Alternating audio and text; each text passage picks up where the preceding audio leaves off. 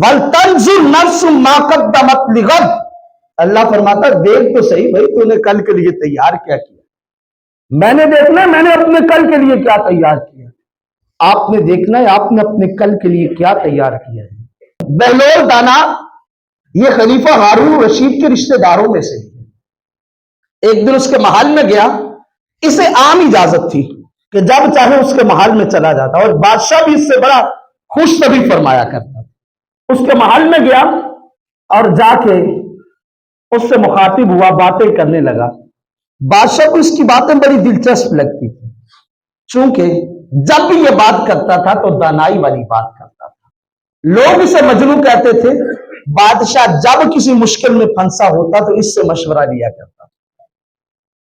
उसके दरबार में गया तो बादशाह ने बतौर तोहफे से एक छड़ी दी।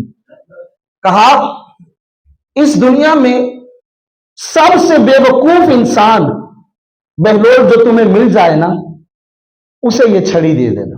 बहलोल दाना ने पकड़ी। जिंदगी के अय्याम गुजरते रहे गुजरते रहे गुजरते रहे। हारून रशीद बीमार हुआ और जिंदगी और मौत की कश्मकश में बिस्ते मर्ग पे आन पहुंचा।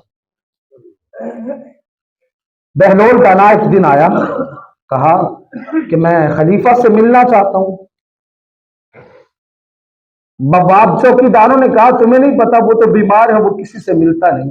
कहा जाके उससे कहो कि बहलोल आया है और वो तुमसे मिलना चाहता है और मिलना बड़ा जरूरी है। जब जाके कहा गया उसने कहा बहलोल को आने दो।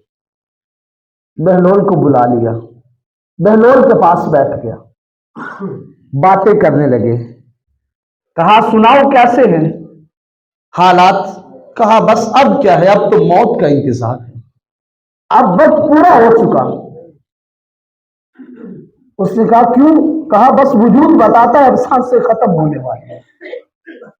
वो कहने लगा अच्छा चलो जिंदगी तो खत्म होने वाली है, तेरी एक अमानत थी मेरे पास, मैं उसे वापस लौटाना चाहता हूं। उसने कहा कौन सी अमानत है मेरी तेरे पास। कहा एक अमानत है।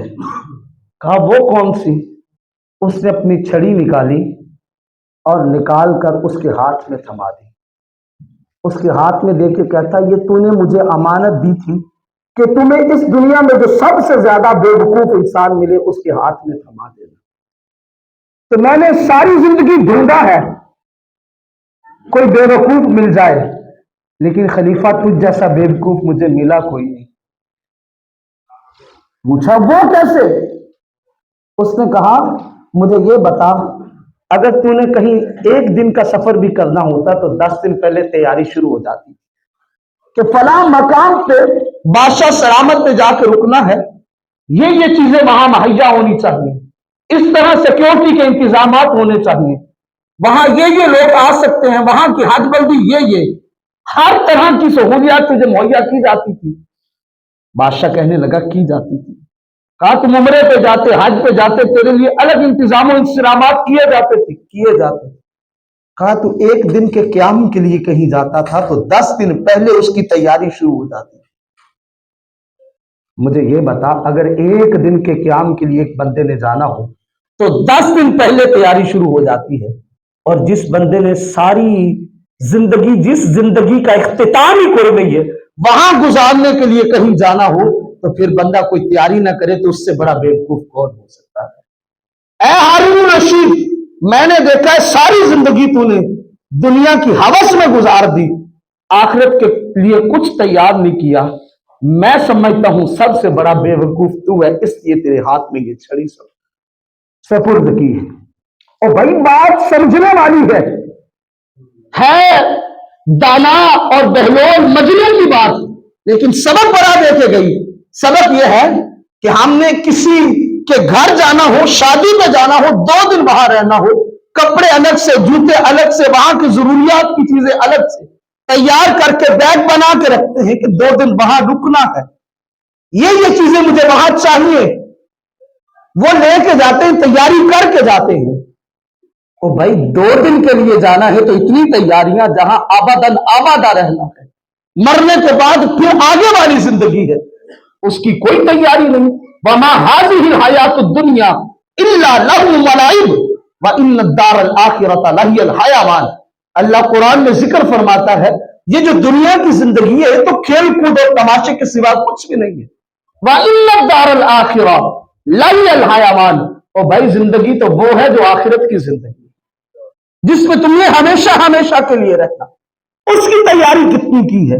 माजरत के साथ सुबह उठते हैं तो सुबह उठते ही आज ये काम, बल्कि उठने की बात तो बात की है, रात को सोने से कबल ये सोचते हैं सुबह ये भी काम करना, ये भी करना, ये भी करना, ये भी करना, तरतीब सारी बना ली जाती है।